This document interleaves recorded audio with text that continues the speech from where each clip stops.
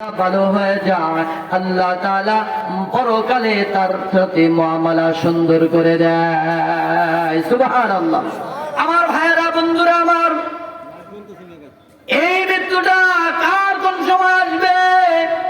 আল্লাহ তাআলা বলেন, মিনহা খালাকনাকুম ওয়া ফিহা নুঈদুকুম ওয়া মিনহা নুখরিজুকুম তারাতান উখরা। আল্লাহ তাআলা বলেন, মিনহা খালাকনাকুম, হে মানুষ, তোমাকে আমি এই মাটি থেকেই সৃষ্টি করেছি। বলেন তো, আমাদের সৃষ্টি মাটি থেকে কিনা? চিল্লা বলুন ঠিক কিনা? আল্লাহ তাআলা বলেন, মিনহা খালাকনাকুম, হে বান্দা, আমি তোমাকে এই মাটি থেকেই সৃষ্টি করেছি। অফিহা নুঈদুকুম, আবার নির্ধারিত হায়াত যখন ফুরিয়ে যাবে, ও বান্দা, তোমার হায়াতের পর যখন মালাকুল মউত তোমার কাছে হাজির হয়ে যাবে, আমি আল্লাহ তাআলা তোমাকে আবার সেই মাটির মধ্যে ফিরিয়ে নিব। বলুন তো, নির্দেশটা কার? আরো জোরে বলুন, কার? জোরে বলুন, আমাদের মালিক কে? ভাই নাই, চিল্লা বলুন, আমাদের মালিক কে? আল্লাহ তাআলা বলেন, অফিহা নুঈদুকুম, আবার এই মাটির মধ্যেই তোমাদেরকে আবার আমি আল্লাহ তাআলা ফিরে দিব। শুধু তাই না, মনে করবা না কবর গেলে আমি মনে হয় মাপ পেয়ে গেলাম, কবরে আমি চলে গেলাম, আমার আর কোনো হিসাব হবে না। না না, এরকম যদি কল্পনা করো, না বান্দা, ভুল হবে। তোমার মৃত্যুই কিন্তু তোমাদের শেষ না, কবর কিন্তু তোমার জীবনের শেষ কিছু না। এই কবর থেকে আমি আল্লাহ তাআলা আবার তোমাকে ময়দানে মাশারে হাজির করব। ওয়া মিনহা নুখরিজুকুম তারাতান উখরা, বান্দা, কবর থেকে আমি আল্লাহ তাআলা তোমাকে আবার ময়দানে মাশারে হাজির হতে হবে। আমি আল্লাহ তাআলার সামনে বান্দা তোমার জীবনের 5টা জিনিসের হিসাব দেওয়া লাগবে। চিল্লা বলুন সুবহানাল্লাহ। এজন্য আল্লাহ তাআলা এই আয়াতে বান্দাকে মওতের সুসংবাদ দিয়েছেন আর বলছে, হে বান্দা, তুমি কিন্তু মৃত্যু থেকে ভুলে থাকবা না, মৃত্যুকে তুমি ভুলে যাবে না। আল্লাহ তাআলা মৃত্যু নামক জিনিসকে আমার আপনার পিছনে লাগিয়ে দিয়েছেন। জোরে বলুন ঠিক না বেঠিক?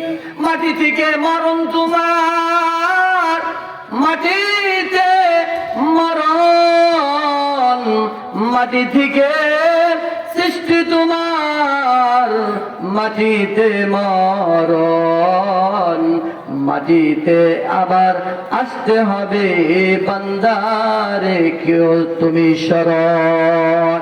মাটি থেকে জন্ম তোমার, মাটিতে মরণ, মাটি থেকে উঠতে হবে, রাখিও স্মরণ।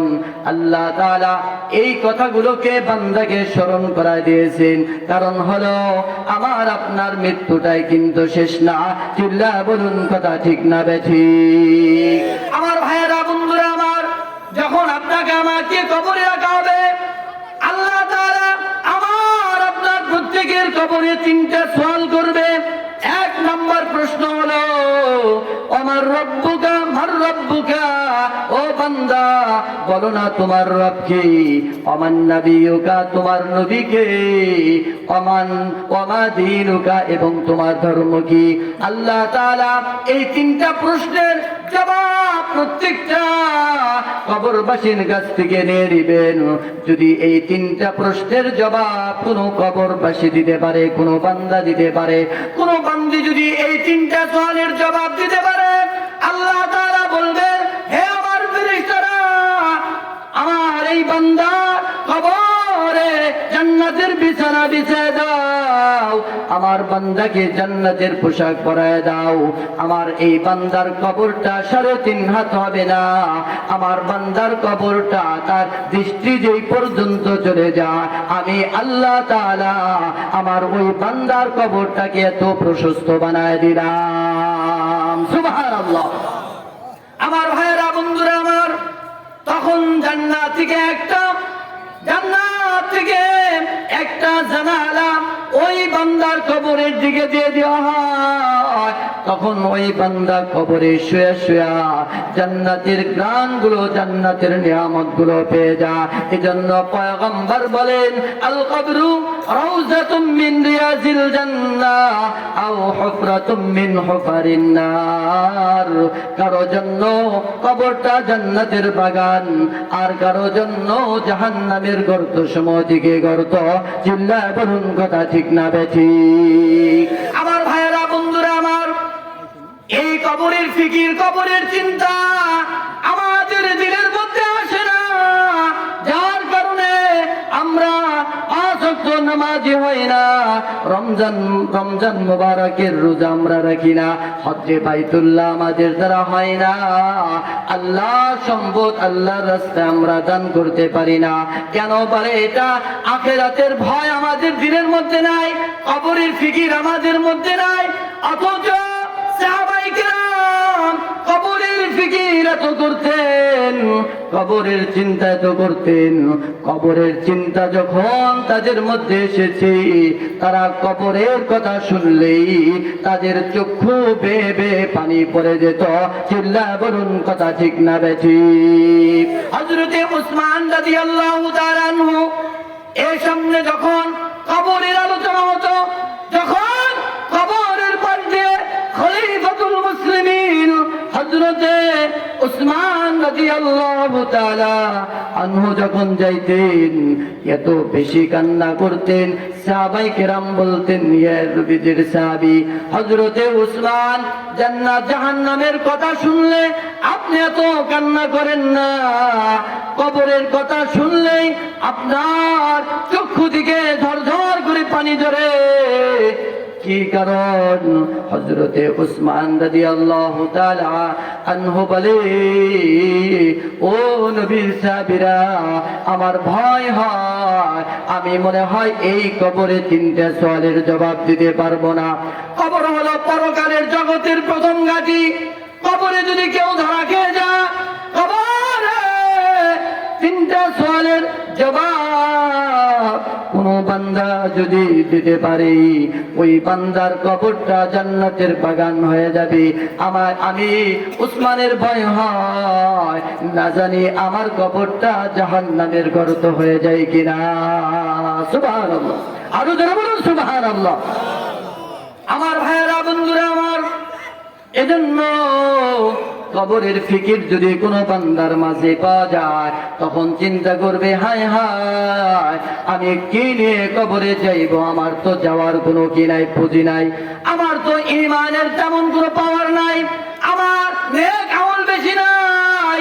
এজন্য দেখা যায় আমাদের আকাবির আসলাফ যারা কবরের চিন্তা করলে তারা খানা দানা বন্ধ হয়ে যেত, ঘুম হারাম হয়ে যেত, আর চিন্তা করতো, হায় হায়, আমি তো আমল নিয়ে কবরে যেতে পারলাম না।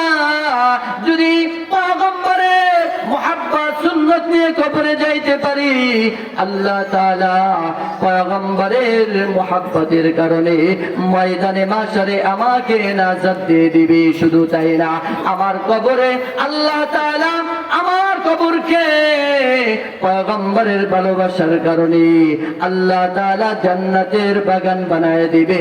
চিল্লায় বলুন সুবহানাল্লাহ। ইমাম মালিক রাহমাতুল্লাহি আলাইহি 40 বছর মসজিদে নববীতে তিনি হাদিস বানাইতেন। জীবনের শেষ মুহূর্তে ইমাম মালিক রাহমাতুল্লাহি আলাইহি যখন তার মৃত্যুর সম্পর্কে তার ভয় চলে আসলো, মদিনা থেকে তিনি বের হয় না। চিন্তা করলেন, যদি আমি মদিনা থেকে বের হয়ে যাই, যদি আমি মদিনা থেকে বের হয়ে যাই, সেখানে যদি আমার ইন্তিকাল হয়ে যায়, পয়গম্বরের ভালোবাসা আমি ইমাম মালিকের হবে না।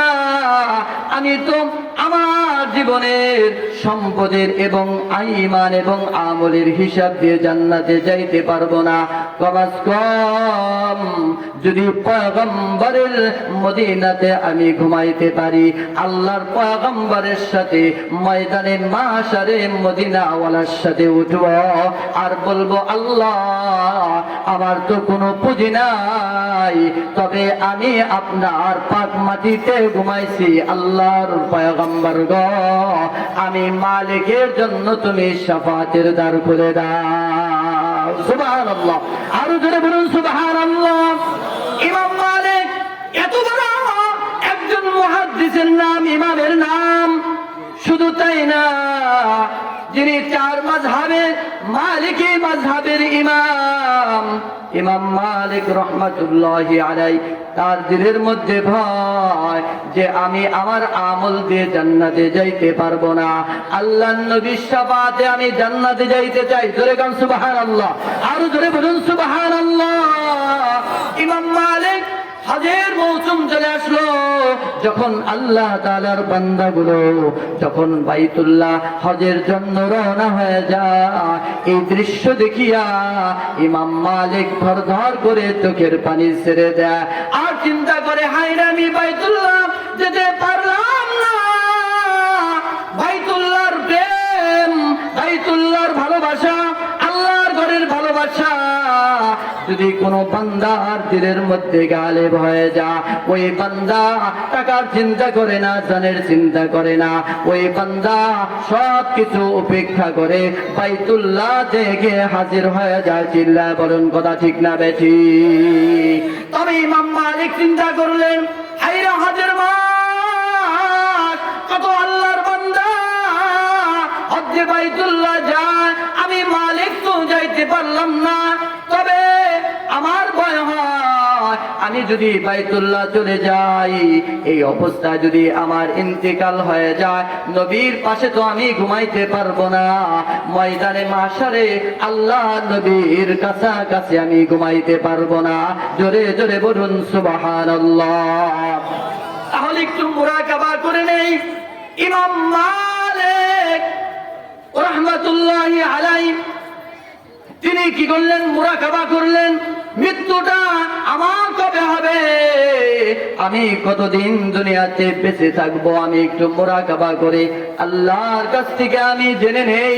ইমাম মালিক রাহমাতুল্লাহি আলাইহি যখন মৃত্যুর মুরাকাবা করলেন, স্বপ্নে যুগে আল্লাহ তাআলার পয়গম্বর ইমাম মালিকের সামনে হাজির হয়ে গেল। চিল্লায় বলুন না আল্লাহু আকবার।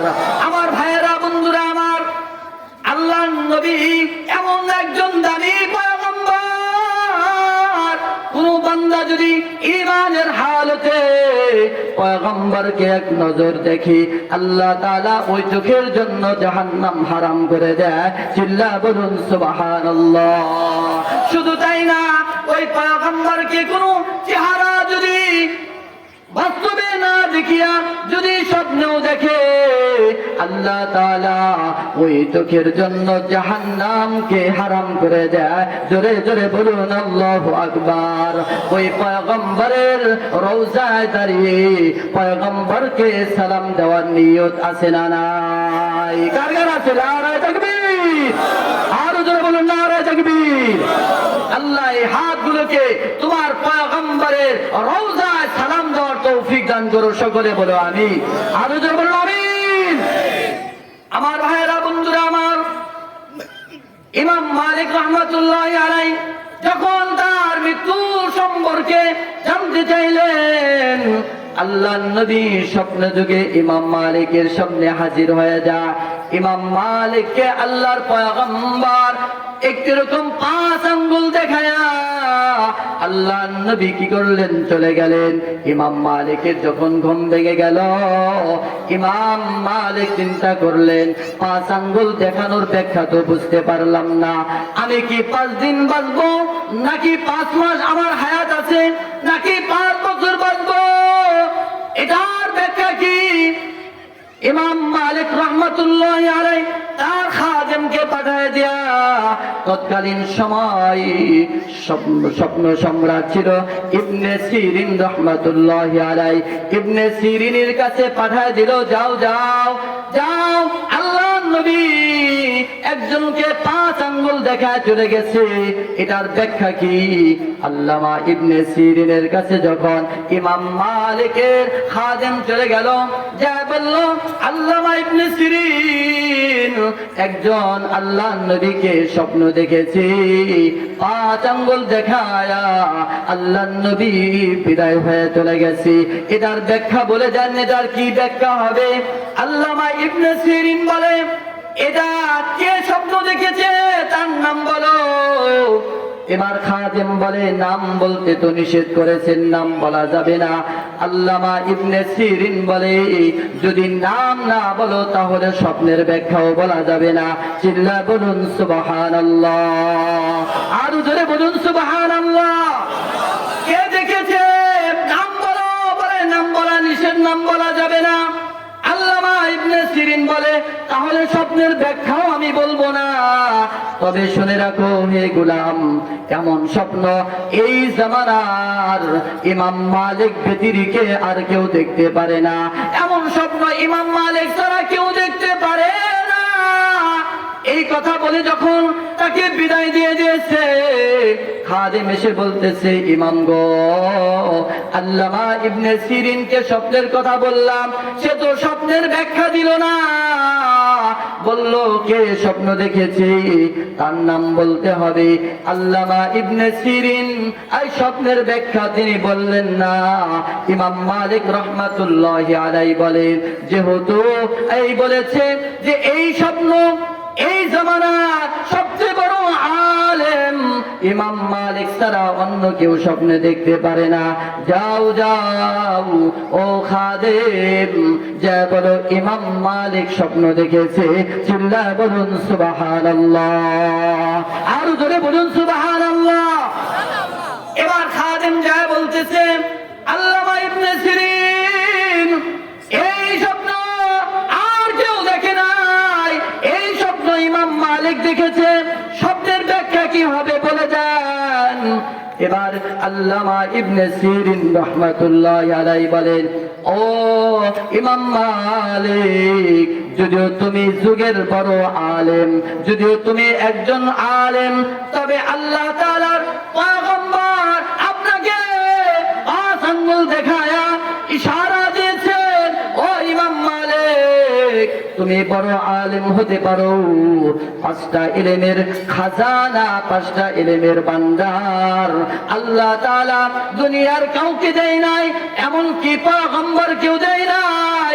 আল্লাহ তাআলা 5টা ইলমের খাজানা ভান্ডারকে আল্লাহ তাআলা তার কাছেই রেখে দিয়েছেন। জোরে বলুন সুবহানাল্লাহ।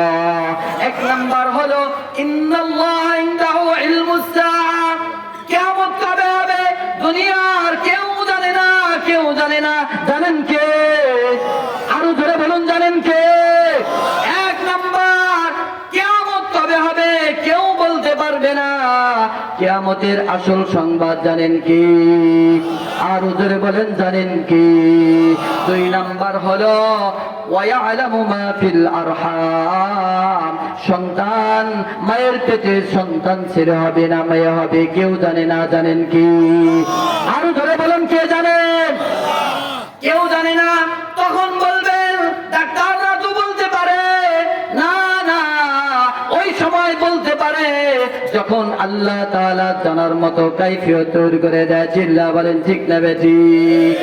মায়ের পেটে সন্তান ছেলে হবে না মেয়ে হবে আল্লাহ ছাড়া কেউ জানে না। 3 নাম্বার হলো, বৃষ্টি কখন হবে, কোন জমিনে হবে, কতটুকু হবে কেউ জানে না, একমাত্র আল্লাহ তাআলা জানে।